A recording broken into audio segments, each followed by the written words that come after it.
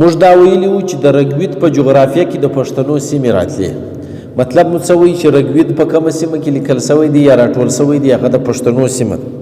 نن دا بل کتاب دی اویستا د دغه جغرافیه یا سیمې، دا چې سړی اوس وشیني دا هم د پښتنو سیمې دي، دا هم د هلته لیکل سوی دی په دغو سیمو کې. نو پښتانه له خپله تاریخ سره ناولده دي، که ولد سول بیا به ډېر لوی افتخار د دوی په برخه. ځینې شیان داسې دي چې له پښتنو پټ ساتل سوي دي، ځینې داسې شیان دي چې پښتانه په خپله نه دي په خبر، پټ هم نه دي ښکاره ولاړ. په هغو کې دغه رګوید او اویستا دواړه کتابونه ښکاره ولاړ.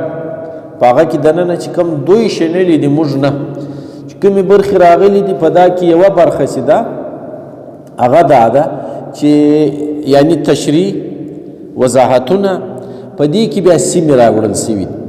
او ویندیداد ورته وایي د دوی د دریم باب او دریمه برخه اولنی باب، یعنی دریم پارټ به وي حصه، بیا به په هغه کې اوله برخه.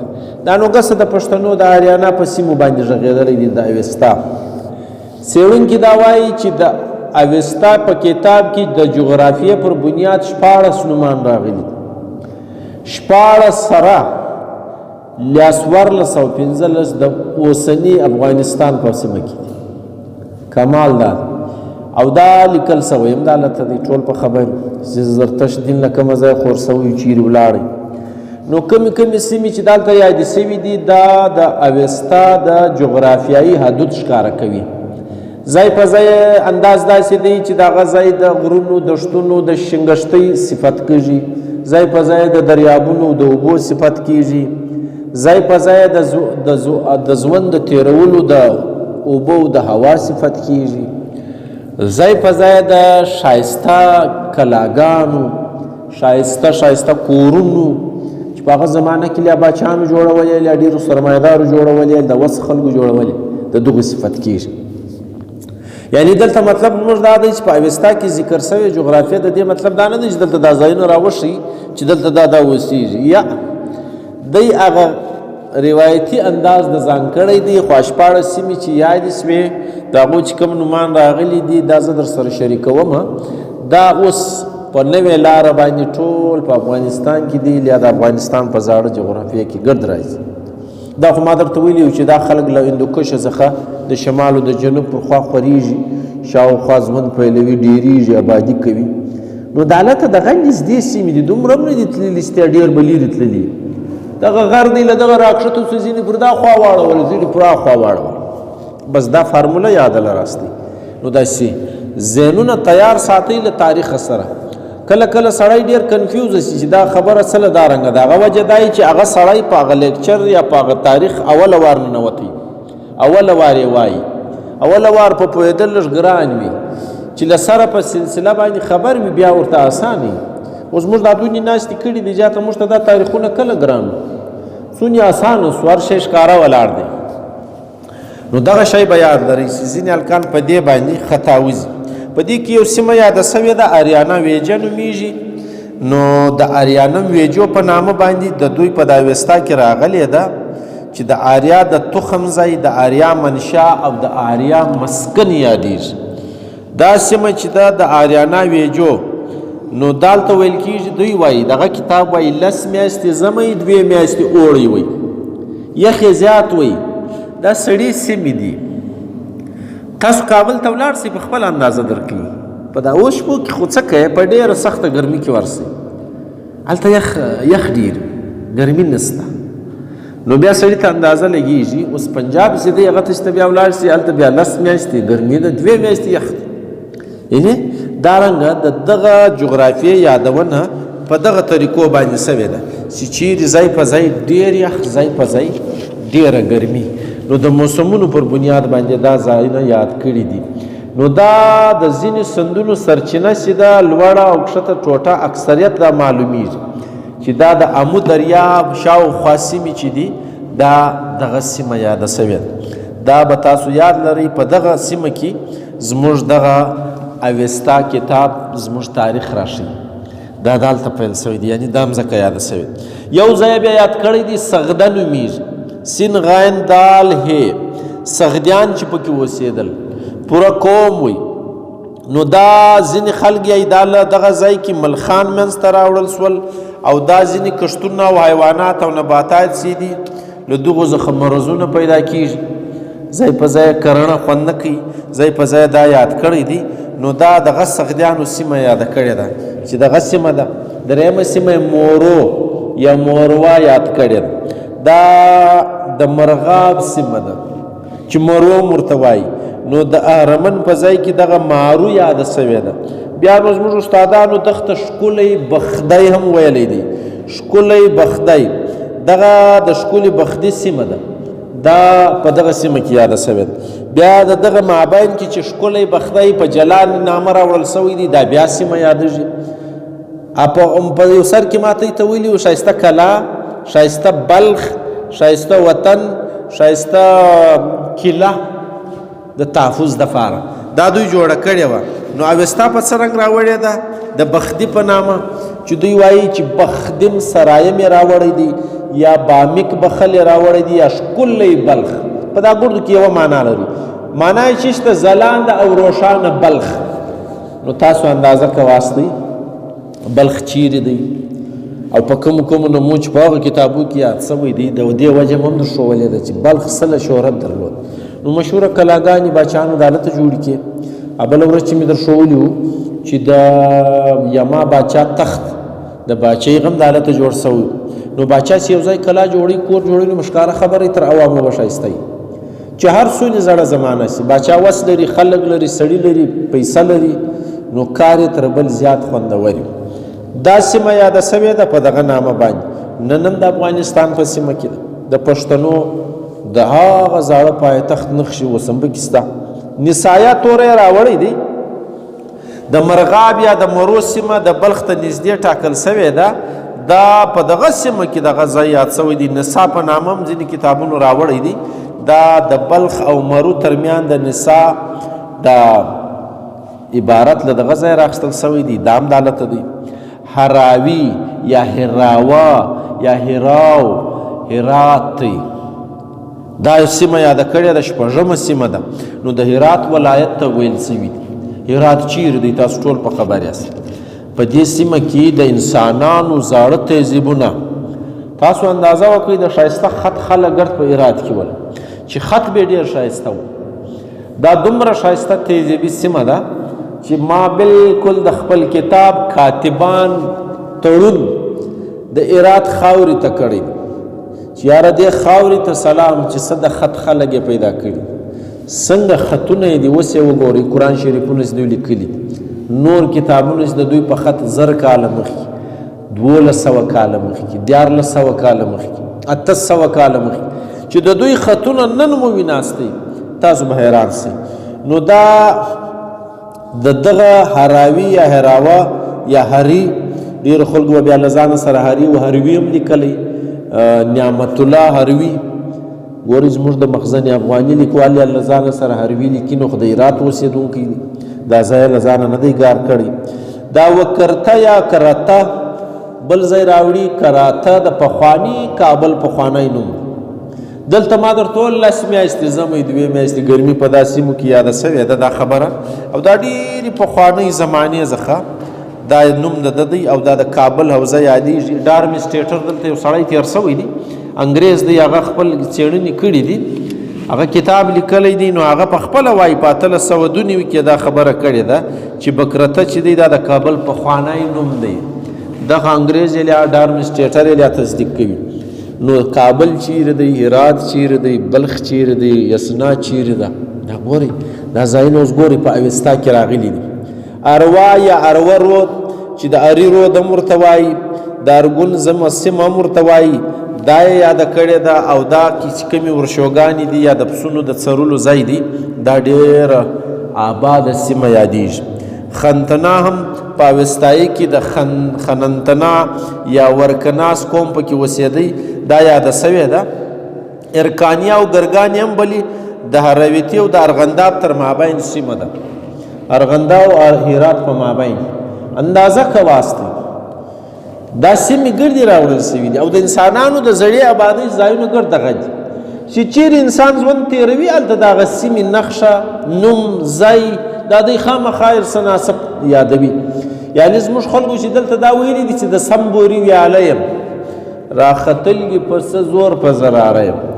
د دغه بدلي والا مقصد دا نه وي چې زه اوس بوري تاریخ لیکم، بلکې د بوري د ویالې خبره روانه کړې ده، نو د بوري نوم یې هم پکې راوړی دا غیر ارادي دا رنګه محفوظه کیږي. نو دا بیا هریویتی چې دی دا یې بله سیمه یاده کړې ده، دا هم د ارغنداو په سیمه کې دوی ویلي دي چې دا دغه سیمه ده، له ارغنداوه څخه راښکلې راسمسورې سوې ده او ډېره ښایسته سیمه یاده ښولې ده. اتومنت یا اتومنت یا اتومنت یا اتمنت یا هرمن د هلمند نوم دی، دا سیمه هم پکې یاده سوې ده.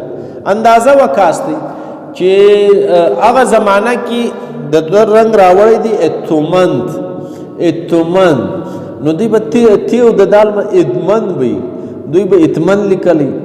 نو علمن دی اوسم د دغه دریاب اوبه د دغه سیمه خوږوالی دا پراخي دا ذکر کړې ده او دا بیخي ښایسته په دا سیمه کې یاده سوې ده. راګا یا رګا د بدخشان د عراق سیمه ده، دا هم دالته ده، دا یاده سوې ده. او دغه رنګه کخری د غزني عبارت دی، یا غزني څخه عبارت دی، یا د غزني په سیمه کې ښوول سوی دی، دا سیمه هم یاده کړې ده. اندازه وکاست ارغنداو، غزنی، هلمند، بلخ، هرات، کابل، یو ځای بل ځای شته، ټولو د پښتنو سرچینې دي، هغه زړې زړې دا یاد کړی دي. او ځینې خلک وایي چې دا ورنا توری چې دی بیا سیمه یاده کړې ده چې د وانا په شکل کې ځینې وایي. که ورنا ده نو یو ځای دی تریتونا چې وي فریدون د ازدحاکا قاتل وایي د هلته زو کړی وي. او که د بامیان او بندامیر په مابین کې دا سیمه دغه ده، که دا وانا واخو ورنا یې نه واخو نو وانا په وزیرستان کې اندازه هم کېږي، یا وانا راغلی دی یا ورنا راغلی دی. اوس دا تورې داسې لیکل سوی دي، څوک یې ورنا وایي څوک یې وانا وایي، سر خو مو خلاصېږي. ریو په الف کې مسله ده، که داسې دی که داسې دی. اوس ګوره ریو د الف فرق نه کېږي. اوس نو که دا په د اول یوه رنګ باندې واخو نو د بامیانو شاوخوا سیمه، او که په وانا واخو د وزیرستان شاوخوا سیمه، نو دا خو عام ځایونه دي. دا هم یاد سوی دي په اوستا کې. کمال دی افته هندو یا افته هند، افته هندی اووه دریابونه دا یاد سوي دي. اووه دریابونه کې پنځه دریابه د پنجاب یاد سوي دي، وایي دوه وچ سوي دي، ځینې وایي یا کابل و اباسین رودونه دي. هغه ته بل واره مدر شو چې دا هغه دوه روده سره وسمري، دا اووه سره ځایونه چې راغلي دا پنځه یې دغه دي، دوه دریابه هغه دي. نو هغه دوه دریابه چیرې را روایي. اوس هم په پښتونخوا کې به دا کابل رود راځي، اباسین، په اباسین کې بیا د پښتنو سیمه ده که نه ده. نو که دا ګډ سره وسمېرو دغه یې رنګ راوړ دي، رانګه او رانګه تورې راوړي، دا یې هم یاد کړی دی. نو دا هم دغه رنګه په دغه سیمه کې یاد سوی دی چې د دې علاقې خلکو د دې سرچینه یې ښوولې ده.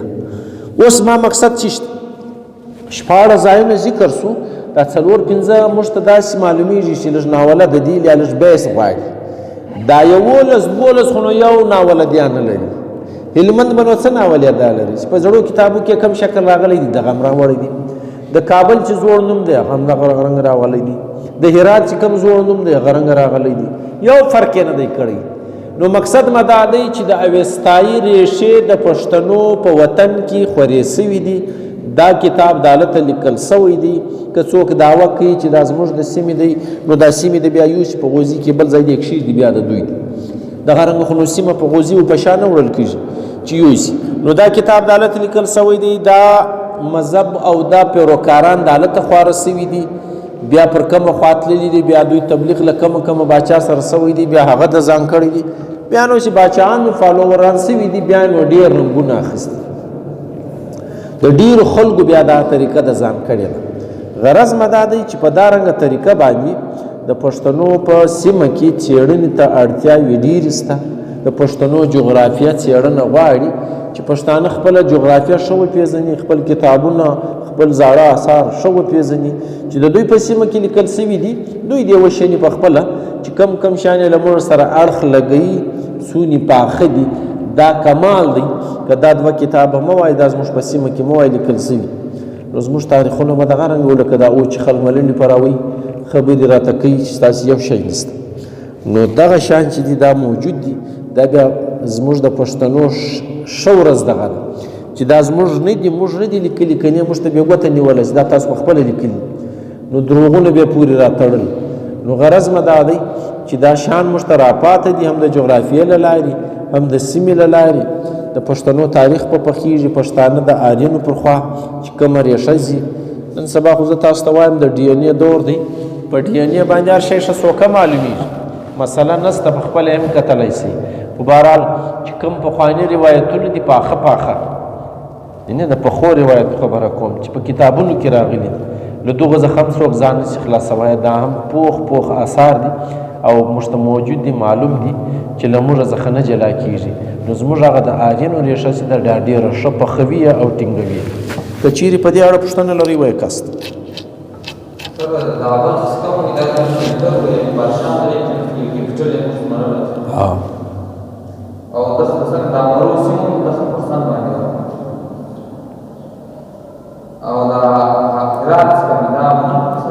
نه نه، د افغانستان یو صوبه ده، په افغانستان کې صوبه ده هرات. د زړو تهذیبونو له لارې به خلکو زده کړې کولې، یعنی تر کندهار هم له مخه خلک هرات له تلل زده کړې کوله. دا هرات داسې ښار وي چې په دې کې عالمان ډېر ناست وو، هنر ډېر وي، چا به کار زده کاوی، که به مستریتوب زده کاوی هم د هلته تللی، که به خط زده کاوی هم د هلته تللی، که به سبق زده کاوی هم د هلته تللی. دا داسې دی لکه په ایران کې چې بغداد وي او په ایران کې چې د مشهد نوم یادیږي. دغه رنګه په مصر کې ځینې ښارونه دي، دا مشهوره ښارونه، دا ته به خلک تلل سبق به ویلی، بل دلته خو سبق نه وي زموږ په سیمه. نو نسته، نو یا به هرات له ولاړئ، وینې اندازه کواست، یا به بغداد ته ولاړئ، یا به د ایران یو ښار ته ولاړئ، یا به د عربو یو ښار ته ولاړئ، مصر ته به ولاړئ، په مصر کې به بیا بېلابېل شروع، یا به د ترکي و یو ښار ته ولاړئ. بس 5-6 داسې ښارونه شته زاړه چې ته د انسانانو تاریخ وایې، نو دوی د زده کړو دپاره د هلته تللي دي. هغه خو څه کوي، دا خو ډېر زاړه خبرې دي. د اسلام راپس هم ډېر خلک، یعنی 1400 کاله را دې خوا ته هم په دغه دوره کې هم ته د ډېرو خلکو ژوندلیک چې ته اوس ووایې 600-700 کاله مخکې دوی به چېرې تللي، دوی به په داسې سیمو کې دلته تللي، یا به د هغه خاص سیمې چې هلته به پوره سو، بیا به نور لوړ تعلیم دپاره نور به بله خوا لاړئ چې عالمان هلته ډېر دي، هلته استادان ډېر دي، نو به هلته ولاړئ. نو دا 6-7-15 ښارونه دا رنګه دي چې دا به تاسو ته په مخه ډېر درځي. نو دا مرکزونه ول، علم د هلته ډېر وي، پوهنه ډېره وه.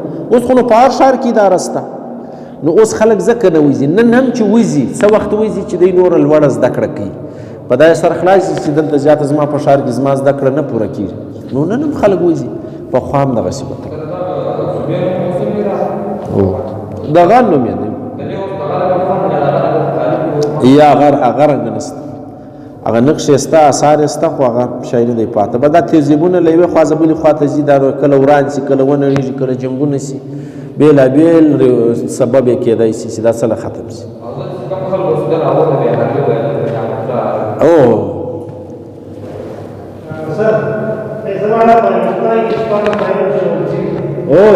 دا اوس چې ما 14 ځایونه در وښول، نو په دا کې اکثره ځایونه دغه دي چې دا اوس هم په افغانستان کې اکثره د پښتنو سیمې. هلمند د سیمې نوم دی، خو زما څېړنه دا ده چې دا هندمن دی. هند اوبو ته وایي، من معنا والا لایکه ده، هندمن دی نه. نو هلمند د هلمند زوړ نوم هندمن دی. نو دوی بیا دالو د تی مسله ده نه، هتمن دا رنګ یې ویلی دي. نو څوک دال نشي ویلی، تی وایي، څوک تی نشي ویلی، دال یې وایي. دا دوی مسله نه ده.